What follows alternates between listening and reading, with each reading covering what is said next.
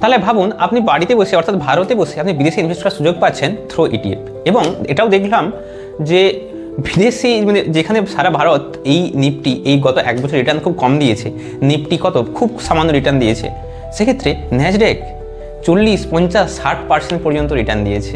কি করে হচ্ছে ভাবুন। গোল্ড 60% রিটার্ন দিয়েছে গত 5 বছর, 2020 সাল থেকে 2025 সাল, করোনার পর থেকে আমাদের ভারতীয় স্টক মার্কেট পুরো মানে এবার ঘোড়ার মতো ছুটছে, তাই তো, পাগলা ঘোড়ার মতো ছুটছে, আপনারা জানেন, দেখতে পেয়েছেন। এবার তাহলে সকলে ইকুইটির দিকে ছুটছে, আমাদের ইন্ডিয়ান স্টক মার্কেট ইকুইটি, কিন্তু দেখা গেল গত 1 বছর ইকুইটাতে সেম লেভেলে রয়ে গেছে, তাই না? তাহলে আমাকে একটা ব্যালেন্স পোর্টফোলিও বানাতে হবে।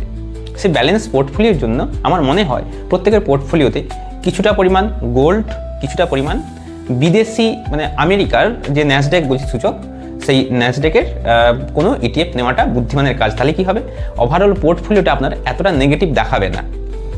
আর মিউচুয়াল ফান্ডের থেকে ইটিএফের আর কি সুবিধা? প্রথম কথা হচ্ছে এক্সপেন্স রেশিও যেটাকে বলা হয়, যেটা কস্ট বলা হয়, সেই কস্ট কিন্তু অনেক কম।